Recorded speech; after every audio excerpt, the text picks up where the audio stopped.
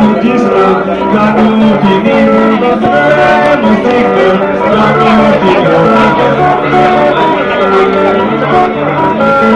c'est nous qui élevons, c'est possible, c'est nous qui hébergeons, c'est possible, par la sanité et non respect des c'est possible, doit nous finir, le paludisme doit nous finir. C'est nous qui élevons, c'est nous qui élevons, c'est par la sanité et non respect. Regardez les larmes de nous, des hommes, c'est la poubelle, c'est la farine, c'est le son des larmes.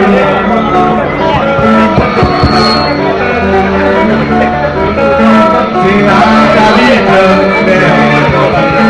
c'est là où sont logés,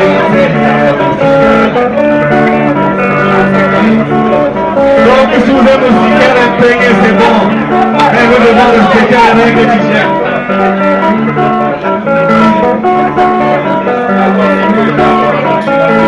Allez dans vos cuisines, maman, les magistrats sont abandonnés, les couples sont abandonnés, les pas de coquilles sont abandonnés, les ancêtres sont abandonnés. C'est là c'est là où sont logés.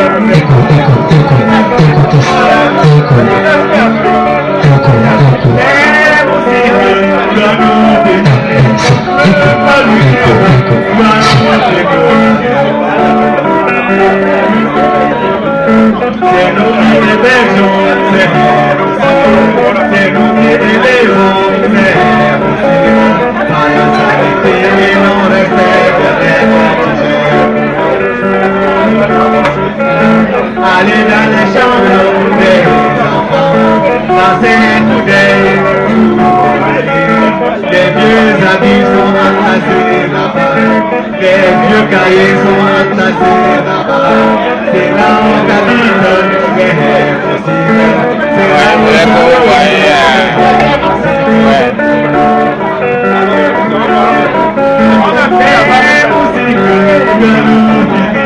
pourquoi vous ne le voyez pas au bureau? Parce que c'est mieux au bureau. Dis à Dr Zima, c'est mieux de le voir au bureau. Comme ça, ça fait partie d'une séance de travail. Là-bas, ça ne va rien. Non, va prendre un rendez-vous. Prends rien qu'un rendez-vous. Tout ce que vous discutez ici, ça ne va pas être pris d'accord. Il peut parler, mais au bureau, il change. C'est mieux dans son bureau. Il prend notre.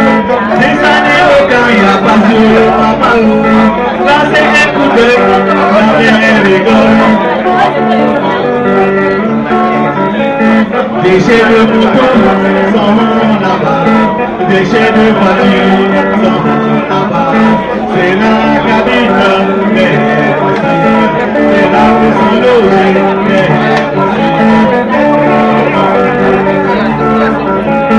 les musiques doivent nous finir, le paludisme doit nous finir, la gloire à la vie.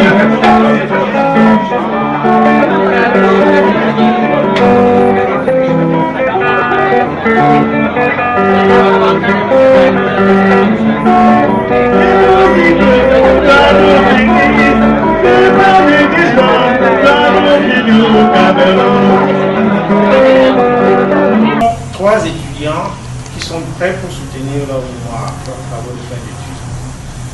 Le premier travail qui va vous être présenté tout à l'heure est celui de Madame Djabou, Angéline épouse Oumarou, qui a suivi une formation de relais éducateurs communautaires. Vous savez tous que nous avons des relais communautaires, mais ces relais communautaires ne sont pas des relais formés à la communication.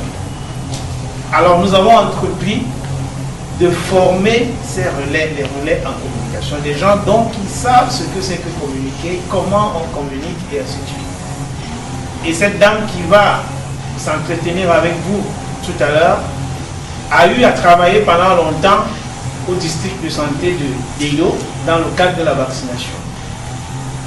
Et elle a décidé d'aller apprendre. Parce qu'elle travaillait avant sans avoir appris à faire le travail qu'elle faisait. Et elle est venue étudier. C'est donc elle qui va commencer. Le deuxième travail qui suivra, ce sera celui de M. Mbonjo, Martin Martial, qui a suivi une formation en communication pour le développement dans notre centre. C'est un personnel de santé qui a pris sa retraite et qui a décidé de revenir à l'école pour apprendre quelque chose d'autre et enrichir son champ de connaissances et d'aptitudes. Le troisième travail de recherche qui va vous être présenté, il le sera par Madame Mbala Pancras, qui est une infirmière et qui a suivi une formation en promotion de la santé de la mère et de l'enfant. C'est une accoucheuse qui a fait beaucoup de soins obstétricaux d'urgence et de soins obstétricaux et néonataux d'urgence, qui est responsable à l'hôpital d'Aluchem, elle est surveillante générale, mais qui a senti la nécessité d'apprendre un peu plus, de faire de la santé publique. Voilà les trois étudiants qui vont soutenir ce matin. Alors, pour la première soutenance, si vous voulez, la première présentation des travaux, je vais annoncer le jury. Le président du jury, c'est M. Eugène Epanda. Vous applaudissez pour lui. C'est un cadre supérieur de santé, cadre infirmier supérieur principal, école d'infirmiers au Cameroun, et avec qui nous travaillons depuis que cette école a ouvert. Nous l'avons toujours sollicité pour nous aider. Je voudrais vous remercier, monsieur. Deuxième membre du jury, c'est M. Tachosop Norbert, option épidémiologie et gestion, formé au CESPAC de Brazzaville, comme moi, et qui enseigne dans beaucoup d'établissements ici, dans la ville de Douala. Troisième membre du jury, merci M. Tachosop. Troisième membre du jury, c'est M. Zoboudam, formé en communication pour le développement. Donc M. Zoboudam s'est formé au centre en communication pour le développement et devient un spécialiste dans ce domaine et va officier dans ce jury. Voilà le jury qui va officier. Et il y a M. Dingon Francis Félicité qui est un communicateur pour la santé, formé aussi de la première promotion de notre école. Nous avons réalisé un projet dont le titre est le suivant. Le projet de renforcement de l'éducation des populations en faveur de l'utilisation des MILDA après la campagne de distribution des MILDA, des moustiquaires du 9e rang du Fonds mondial en 2011 dans le district de santé de la Cité des Palmiers, Diapo. Pour ce, j'ai besoin d'un plan. Et mon plan comporte en 1, justification du projet, en 2, l'objectif de l'enquête, 3, la méthodologie de l'enquête, 4, résultat de l'enquête, 5, synthèse du projet d'éducation, en 6, conclusions et suggestions. Diapo. Pourquoi ce projet? Au Cameroun,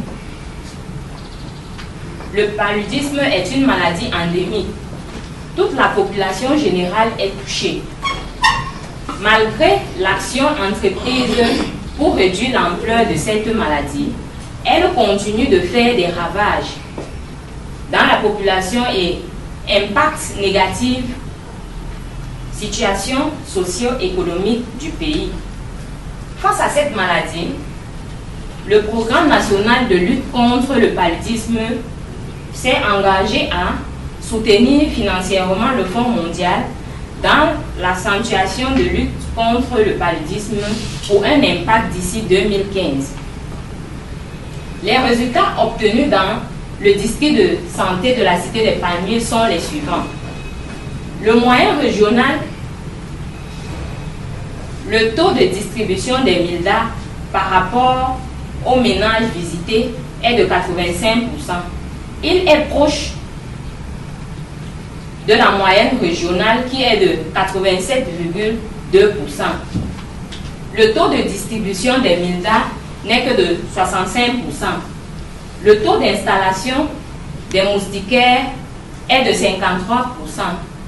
Pour un taux de distribution de MILDA, soit de 85%, soit un écart problématique de 45%. Le taux des enfants de moins de 5 ans qui dorment sous MILDA est de 61,9%, soit un écart de 38,1%. Malgré les résultats non laborieux, la deuxième phase du projet SUFI ne couvrira pas les districts de santé des villes de Douala et Yaoundé.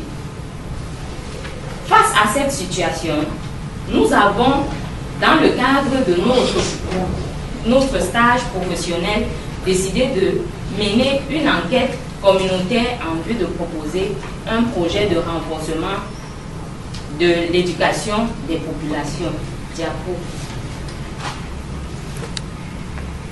En deux, nous avons les objectifs de l'enquête.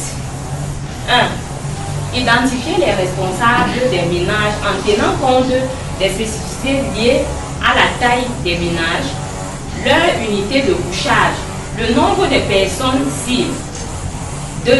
Identifier les connaissances, attitudes et pratiques des hommes et femmes des matières de la lutte contre le paludisme. 3.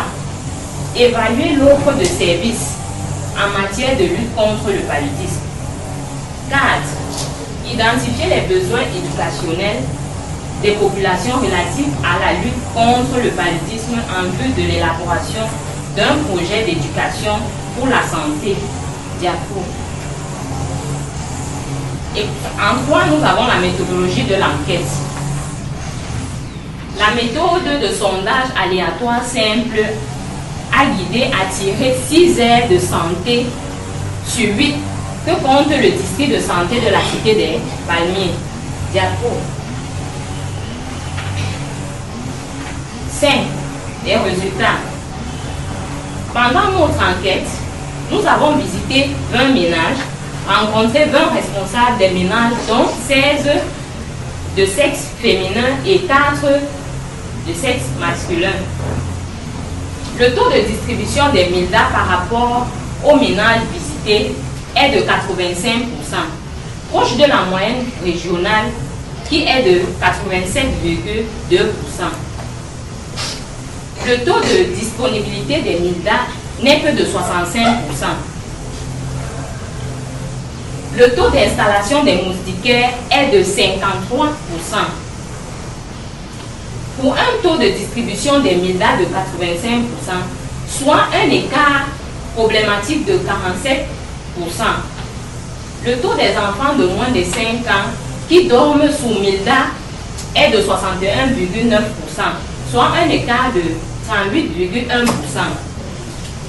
100% des femmes enceintes visitées dans les ménages ayant reçu la MILDA dorment sous la MILDA.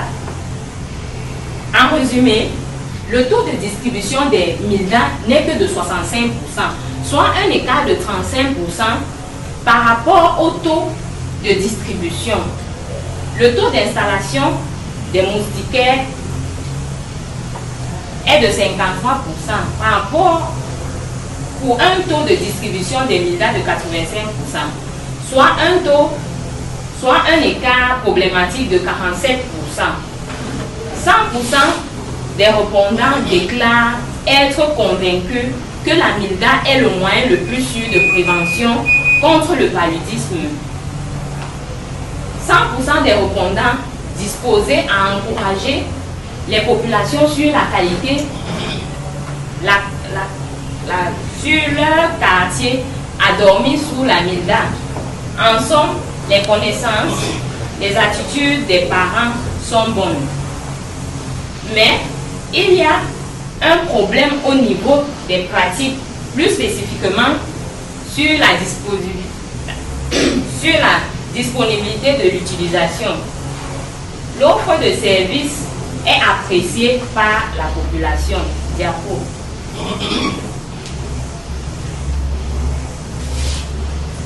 Nous avons les stratégies et nous avons utilisé, pour la stratégie, nous avons utilisé le plaidoyer. Le plaidoyer, et nous avons des activités. Activité 1. Identifier les autorités administratives, sanitaires, religieux, opérateurs économiques du district. Deuxième activité. Élaborer, prétester les produits et kits d'information. Activité 3. Déterminer, tenir une réunion de plaidoyer avec les autorités. La deuxième stratégie est la mobilisation sociale. Les activités de la mobilisation sociale sont l'activité 1. Organiser les journées d'information avec les OBC, ONG, associations de personnes, des médias. Activité 2. Briefer les agents des ONG, autres informateurs communautaires sur la campagne d'approchage des MILDA. Activité 3. Signer les conventions de collaboration avec les OBC, ONG et certains médias. La quatrième stratégie, c'est la communication pour le changement de comportement. Activité 1. Mener les activités d'approchage des MILDA dans 80% des ménages ayant reçu la MILDA lors de la dernière campagne. Deuxième activité, organiser 100 causeries éducatives en milieu communautaire et autres lieux de rassemblement. La dernière stratégie, le suivi, supervision, évaluation, documentation. Ces activités, première activité, organiser trimestriellement les activités de suivi et supervision. Deuxième activité, tenir une réunion de coordination tous les 6 mois. Diapo. Enfin, nous avons la conclusion et suggestion.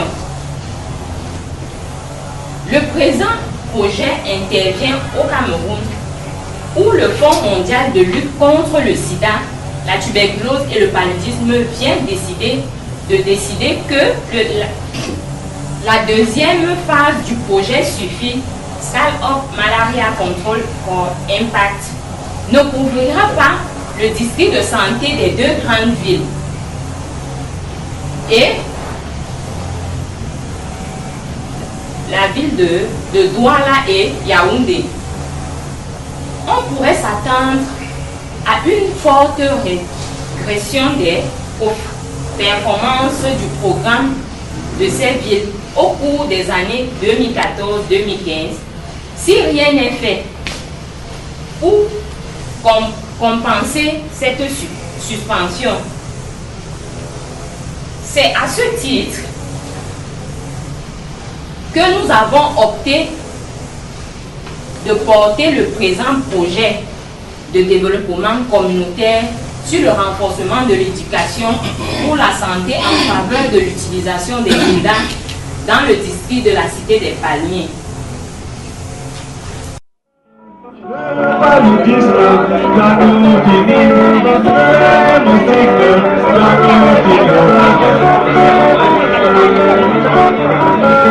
C'est nous qui élevons, c'est possible.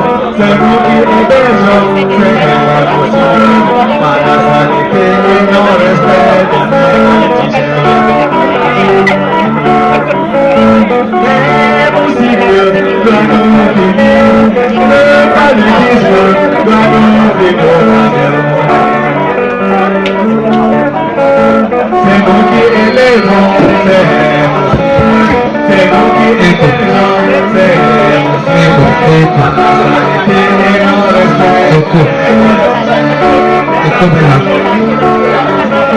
regardez les alentours de nos maisons, c'est la poubelle, c'est la forêt, c'est le son des langues.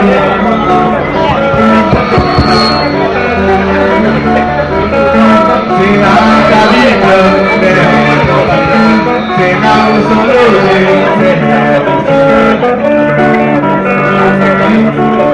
Donc si vous êtes aussi bien imprégné, c'est bon. Mais vous devez respecter les règles d'hygiène.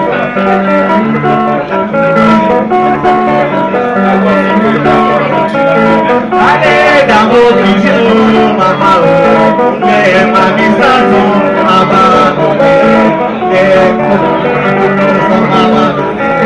Les pas de coquilles sont abandonnés, les associations abandonnées. C'est là c'est là où sont logés.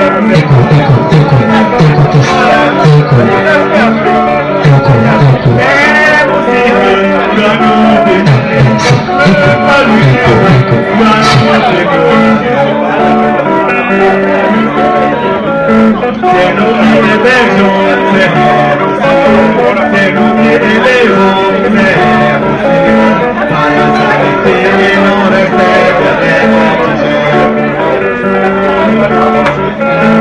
allez dans les chambres des enfants, danser tout les vieux habits sont entassés là-bas, les vieux cahiers sont entassés là-bas. C'est là où t'habites, c'est là où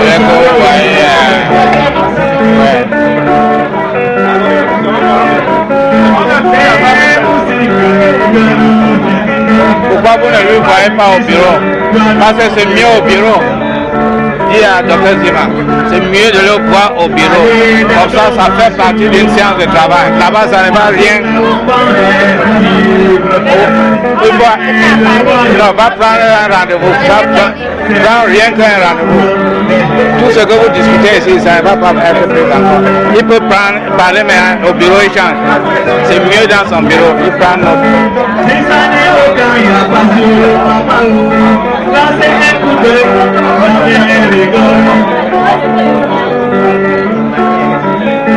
Des chaînes de moutons sont là-bas, des chaînes de voitures sont là-bas. C'est la cabine des possibles, c'est là où sont logés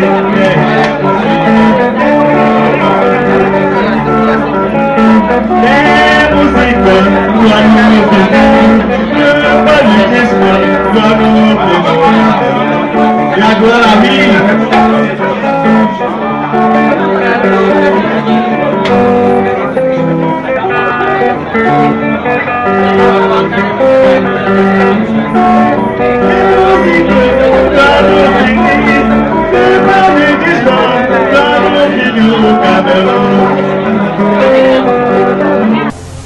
Chers collègues, bonjour.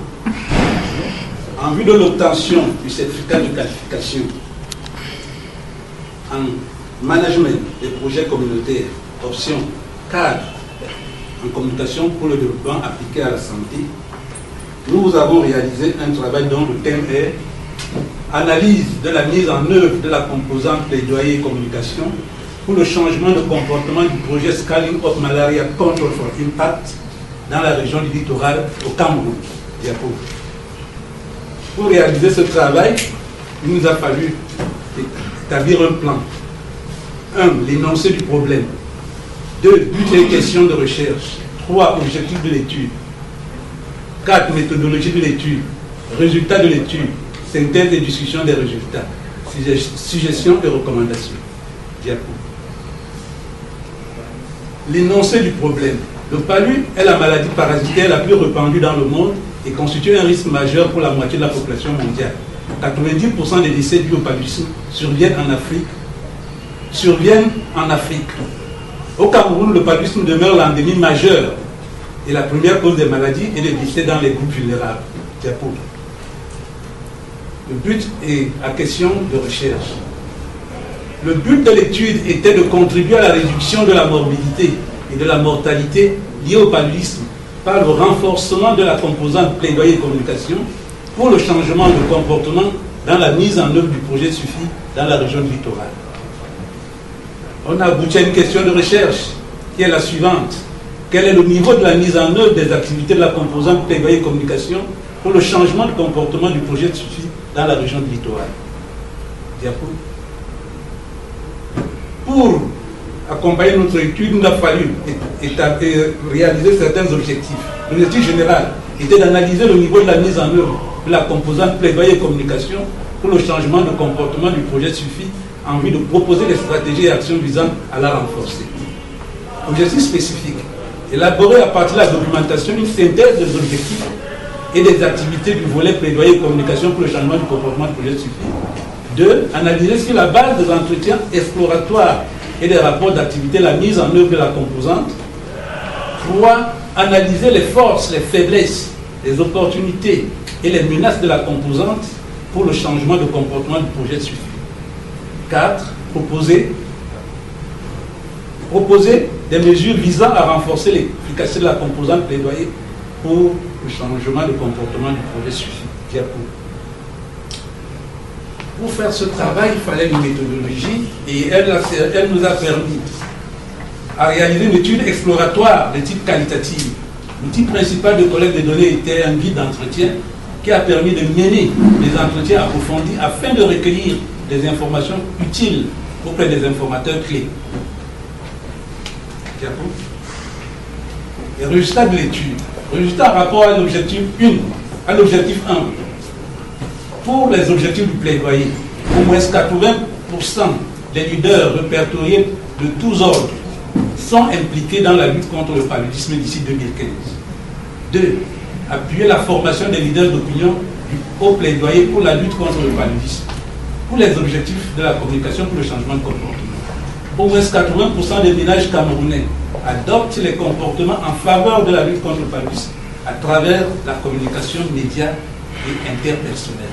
Au moins 80% de la population comprend l'importance de l'utilisation correcte de la NIDA, adhère à son utilisation et dort chaque nuit sous une NIDA. Au moins 80% des femmes enceintes sont conscientes du danger du paludisme pendant la grossesse, comprennent la nécessité du TPI pendant la grossesse, respectent leur visite prénatale et prennent le TPI. Diapo. Les résultats de l'étude. Événementielle.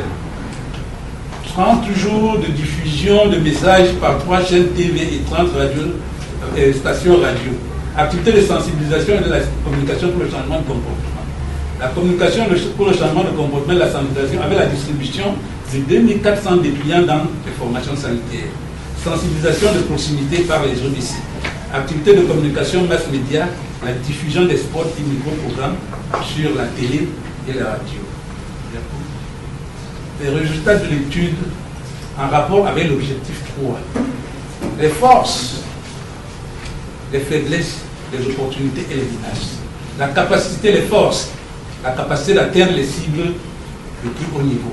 La faiblesse, manque de ressources humaines en communication pour le développement et de financement.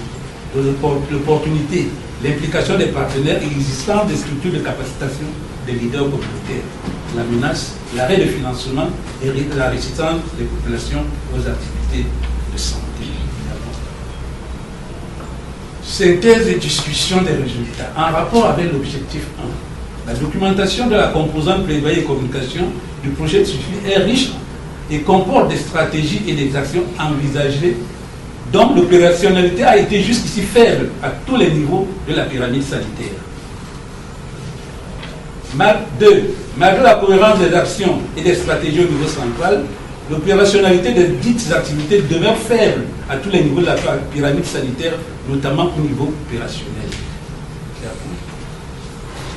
En rapport avec l'objectif 3, la richesse des données recueillies sur la base de l'analyse forme des forces, faiblesses, opportunités, menaces par des personnalités rencontrées pourrait servir les responsables des différents niveaux de la pyramide sanitaire, car elles pourront exploiter les opportunités existantes pour réduire leurs faiblesses et utiliser les forces pour contourner les menaces. En rapport avec l'objectif 4, les chefs de services de santé du district suggèrent qu'il faut renforcer la composante jusqu'au niveau des aires de santé. Les principales suggestions des personnalités clés qui ont participé à notre étude sont les suivantes. Amener les bailleurs de fonds, internes comme externes, à mieux comprendre la composante. Mobiliser plus de moyens pour la composante. Faire appel aux experts pour accompagner la composante. Sensibiliser les collectivités territorialement décentralisées pour une implication effective. Élaborer une élaboration et une mise en œuvre avec les acteurs et les partenaires du projet de renforcement des compétences sociales et communautaires sur le paludisme. Les recommandations ont été faites à 3 niveaux. Elles ont été adressées à 3 niveaux: ministère de la Santé, à la délégation régionale de la santé publique littorale et au niveau périphérique. Aten clinique, oh Aten clinique all the time. Aten clinique, oh Aten clinique all the time. Ensure your life and to ensure your baby, oh Aten clinique all the time. Then Aten clinique, oh Aten clinique all the time. Et qui est surveillante générale à l'hôpital à 8e de Bonaberry. Elle a fait un travail sur la réduction de la mortalité maternelle. Ce travail est composé donc le docteur Dissongo Jean II, médecin de santé publique, enseignant à la faculté de médecine et des sciences pharmaceutiques de l'université de Douala et directeur de l'hôpital Argentine de Douala. Pour applaudir pour lui.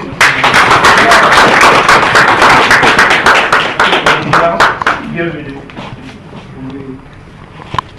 Ensuite, nous avons Madame Chombi Aurore, épouse Dina, c'est ça? Mwendina. Voilà, qui est elle est cadre supérieur, infirmier supérieur, principal, accoucheur, comment on appelle ça? Sage-femme diplômée déjà, expert en santé de la reproduction et puis je ne présente plus le professeur Sola. Je l'ai déjà présenté, mais applaudissez quand même pour lui. Et bien votre humble serviteur cette fois-ci va aussi s'asseoir parce qu'il est le rapporteur pour ce jury.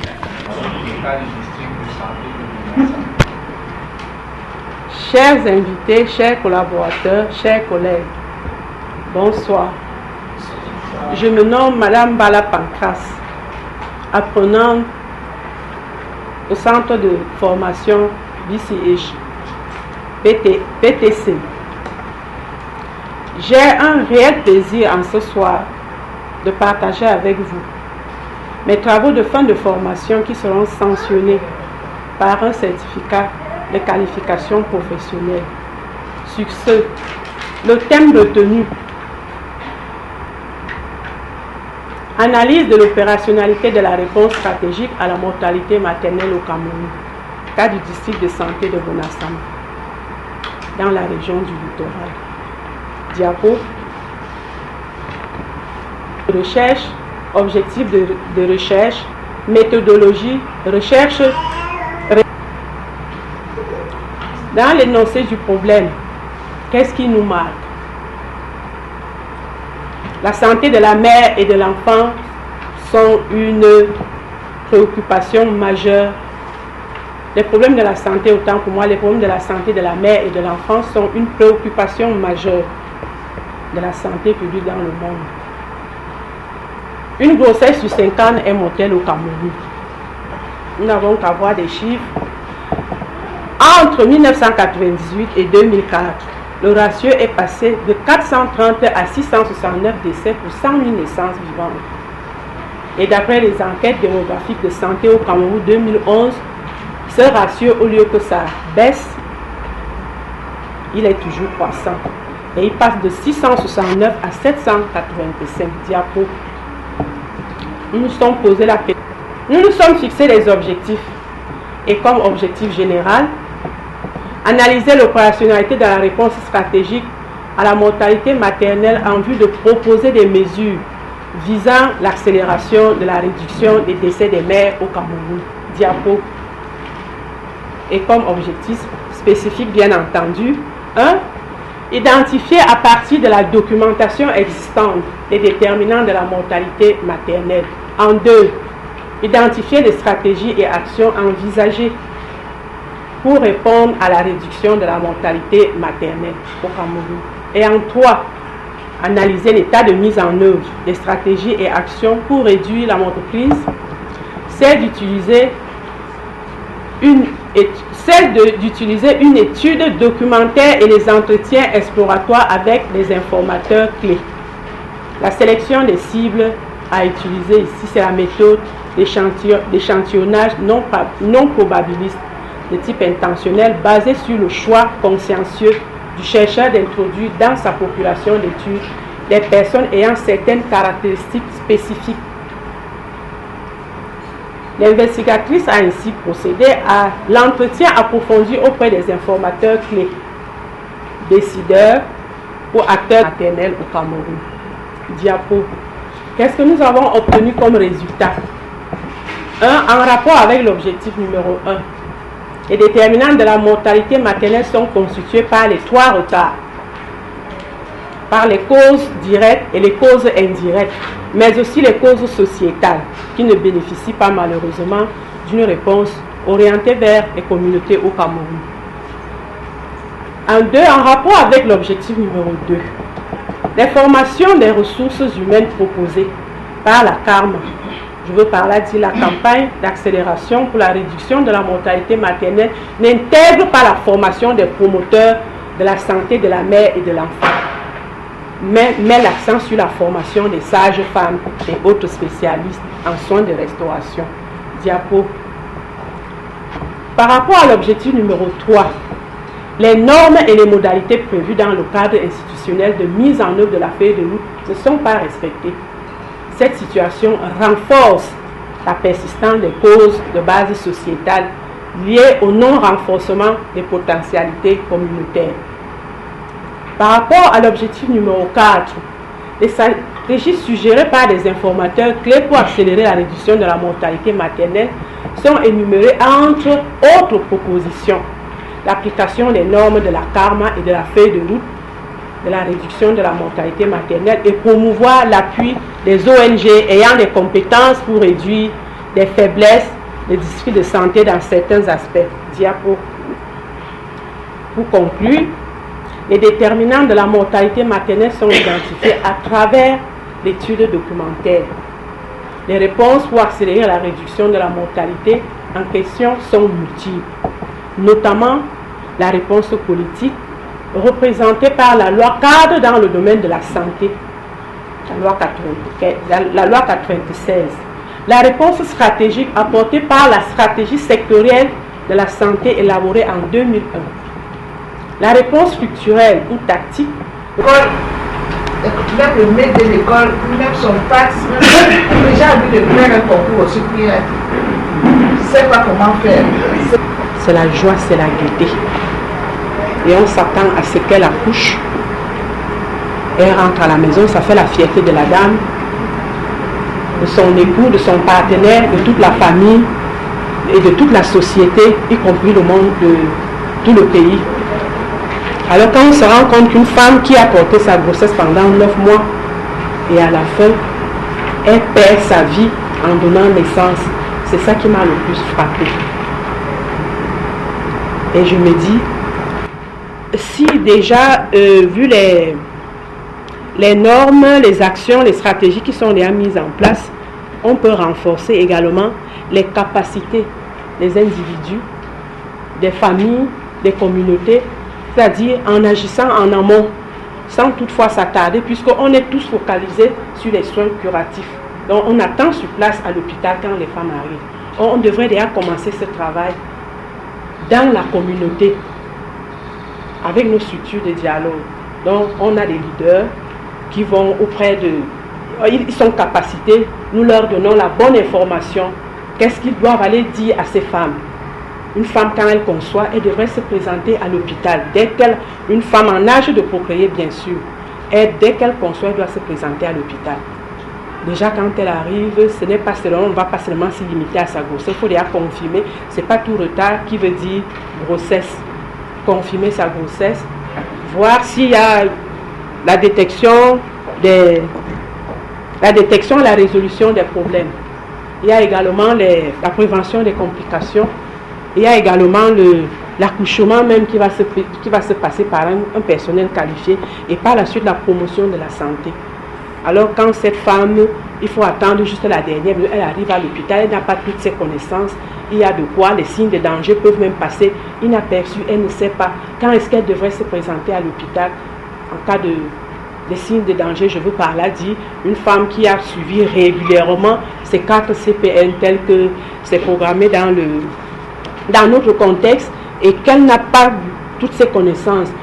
En cas de complications, c'est souvent difficile. Elle cherche toujours à gérer ça au quartier avant de venir à l'hôpital. Or, si elle est bien... Je suis en train de répondre à la 2e et la 3e question. Il s'agissait de mon apport par rapport à ce travail. Et ça emboîte également une autre question par rapport aux 3 retards. Parce que je vais en venir sur les retards. Vous avez demandé, quand on parle de retard, il s'agit de quoi? Les 3 retards. Le premier retard, c'est le retard pris, qui est relatif à la prise de décision d'aller consulter un service de santé. Et comme deuxième retard, c'est le retard pris pour accéder dans une structure. Et comme troisième retard, c'est le retard relatif aux soins, pour pouvoir bénéficier des soins, la prise de décision au niveau des formations sanitaires. Et les réponses qui devraient donc être apportées à ces 3 retards-là, c'est beaucoup plus le 3e retard. C'est sur ce 3e retard qu'on est focalisé. On attend à l'hôpital quand la femme arrive avec ses problèmes. C'est en ce moment qu'on court le 3e retard. Deuxième retard aussi, ce n'est déjà pas entièrement, on n'a pas encore trouvé une entière satisfaction. Nous connaissons l'état de nos routes, l'accès pour pouvoir trouver même un moyen pour accéder à une structure sanitaire. Et maintenant, d'autres retards, prise de décision pour aller à l'hôpital. Certains sont limités, n'ont pas de connaissances adéquates. Les connaissances sont insuffisantes. Il y a même des attitudes discriminatoires. On ne sait pas, on a peur, on attend d'abord que si l'époux n'est pas là, le partenaire n'est pas là, on ne peut pas prendre la décision, alors que c'est un problème de santé. Qui doit alors l'amener à savoir que c'est un problème? C'est là que la question se pose. Nous devons capaciter, c'est nous qui devons capaciter le personnel de santé, travaillant en collaboration avec les promoteurs. Les promoteurs pour la promotion et la prévention de la santé. Les promoteurs. Les agents de promotion. Les agents de promotion et de la prévention. Et de la prévention. On appelle autrement les agents de relais communautaires. Voilà. Alors, vous avez posé également la question de savoir le personnel, quel est ce, si je peux appeler personnel en amont. C'est la communauté. Il faut agir en amont. On devrait commencer au niveau de la communauté. Et quand la communauté est mieux renseignée, c'est facile de prendre la décision et on pourra limiter les dégâts. Ça pourra nous permettre de limiter certains dégâts. Quand ils sont bien capacités, et là c'est avec le concours de nos agents relais communautaires qu'on doit capaciter pour aller également capaciter. En ce qui concerne un plan type, un plan de travail type, le plan il est là, mais je n'ai pas eu le document. Le plan opérationnel. Mais il n'est pas utilisé. Il faut dire qu'on n'a pas le document. Je n'ai pas eu le document. Parce que s'il y a même le document, il y a des actions qui sont au niveau. Mais qu'à cela ne tienne, il y a des actions qui sont menées à leur niveau. Par exemple, La prévention de la transmission mère-enfant, les SONE, je veux par là dire les soins obstétricaux, néonataux, essentiels d'urgence. Aussi beaucoup plus dans la vaccination. Au cadre du stage, oui, c'était dans le cadre du stage d'application professionnelle. J'ai eu également à rencontrer d'autres informateurs clés de son service, les responsables, les cadres d'appui technique que j'ai eu à rencontrer au niveau central. Donc je ne suis pas allée rencontrer tout le personnel du ministère de la Santé publique. J'ai eu à rencontrer le personnel de la direction de la santé familiale. Au niveau de la région, au niveau de la délégation au niveau régional, j'ai rencontré le point focal à santé de la mère et de l'enfant. J'avoue également que ce n'était pas facile de rencontrer tous ceux qui sont supposés pouvoir nous apporter d'amples informations pour pouvoir mener cette étude. Et au niveau de Bonassama, également aller vers les structures de dialogue.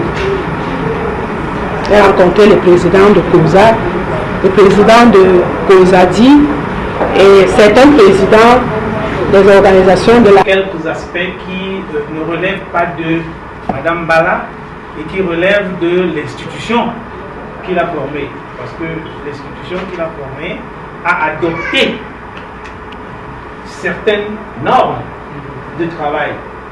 Et l'étudiante apprend ces normes et essaye d'appliquer ces normes. Alors, il y a un certain nombre d'observations. Je dis bien que nous avalisons et nous acceptons bon nombre d'observations, mais il y en a pour lesquelles on peut émettre quelques réserves. Parce que nous sommes en sciences et on peut discuter et se comprendre. Première chose, je voulais relever le fait qu'il est facile de mener une étude auprès des bénéficiaires. Et c'est ce qu'on fait d'habitude. C'est très facile d'aller vers les populations et leur poser des questions et observer ce qu'ils font, ainsi de suite. Mais c'est très difficile de mener une étude auprès des concepteurs, des acteurs. C'est très difficile, il faut déjà féliciter des étudiants qui commencent à aborder ce genre d'études. Parce que ceux qui ont monté un projet, ceux qui ont conçu une politique, une stratégie, lorsque vous venez observer et analyser et poser des questions sur cette politique, sur ce projet, c'est pas facile. Ils ne vous l'acceptent pas facilement. C'est pour cela que Mme Bala vous disait, ce n'était pas facile. Et pour faire le lien qu'il y a entre le niveau central et le niveau périphérique, on ne saurait faire un travail essentiellement au niveau périphérique. Il n'aura pas de sens. Pourquoi? Parce que les normes sont définies au niveau central. Les politiques, les standards sont définis au niveau central. Ils doivent s'appliquer au niveau périphérique. Alors, si vous n'allez pas d'abord au niveau central visiter ce qui a été prévu, vous allez vous perdre à la base en discutant inutilement avec les populations qui vous diront ce qu'elles pensent en fait, mais ça ne changera rien plus haut. Et je peux vous dire que nous avons une satisfaction, Monsieur le Président, je vous dis honorable membre du jury, que cette étude est d'une grande importance pour la direction de la santé familiale, qui a reconnu que pour une fois, ils ont suivi une étudiante qui est venue faire un stage à leur niveau et qui pose des questionnements et qui les a amenés à se remettre en cause et ils attendent fermement ce travail pour s'améliorer. Et je voudrais vous dire que Mme Bala, avant de sortir de l'école, rien qu'après le stage qu'elle a fait et avec les données qu'elle a collectées et les discussions qu'elle a eues au niveau central, est déjà cooptée par le niveau central comme formatrice nationale. Et elle a déjà été enrôlée dans l'équipe. Merci beaucoup.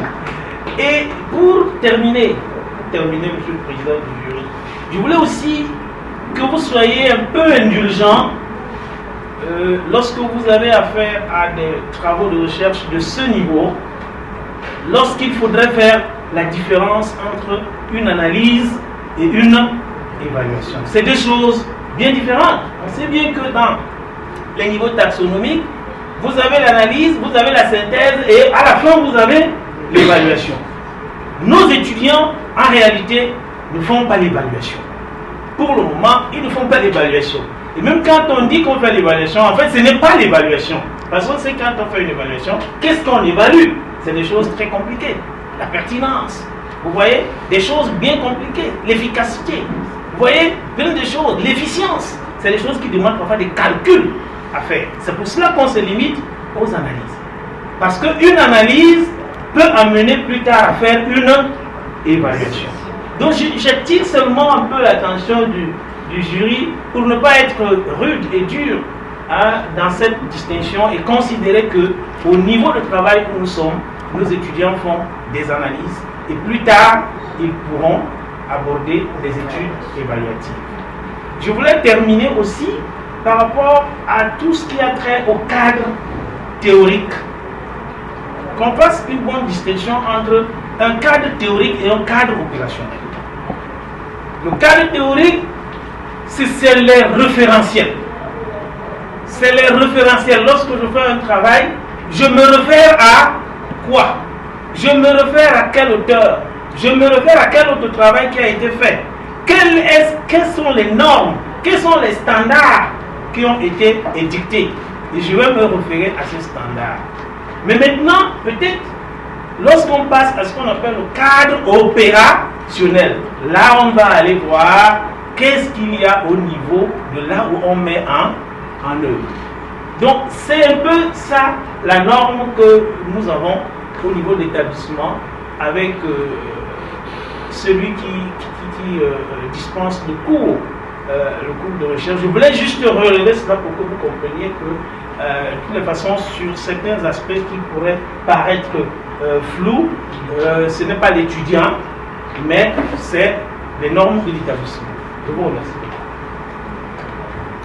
I thank you.